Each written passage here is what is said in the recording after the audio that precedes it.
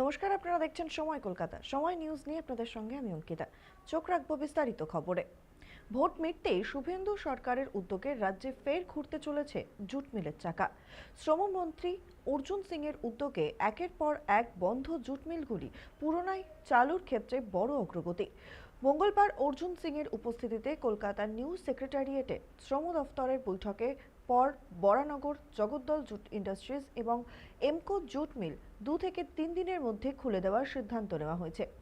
বৈঠকে মিল কর্তৃপক্ষ, শ্রমিক সংগঠনের প্রতিনিধিদের পাশাপাশি শ্রম দফতরের শীর্ষ আধিকারিকরা উপস্থিত ছিলেন।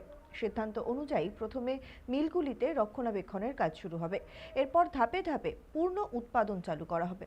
বুধবার কারখানার গেটে আনুষ্ঠানিক নোটিশ জারি করা হয়েছে। 1 জুলাই থেকে কাকিনাড়া জুট মিল এবং 3রা জুলাই থেকে নৈহাটি জুট মিল পুনরায় চালু হচ্ছে।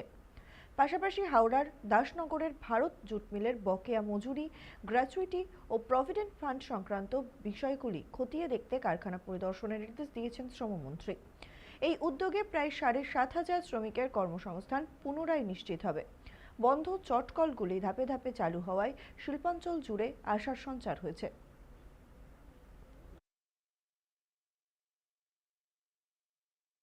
মিল বন্ধ ছিল আর খুব অসুবিধাতেই আমরা ছিলাম মজদুর সব। আর আমাদের নতুন যে আগে থেকেই আছেন श्रमिक संगे जुड़ित छिलेन और वो जो है अब की बार जो उनको मंत्रालय का पद मिला हमारे माननीय श्री अर्जुन सिंह जी को।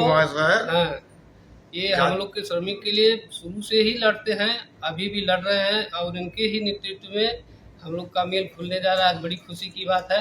যত জুট মিল বন্ধ আছে সেই জুট মিলের জন্য মন্ত্রী মহাশয়ের যে অঙ্গীকার, আগামী 10 তারিখের মধ্যে যত শীঘ্র সম্ভব সমস্ত শ্রমিককে নিয়ে এই 2,500 জুট মিল যে এতদিন ধরে যে বন্ধ ছিল, 2,500 শ্রমিক তারা যে কষ্ট ভোগ করেছে সেই কষ্ট থেকে লাঘব হতে চলেছে আগামী 10 তারিখে।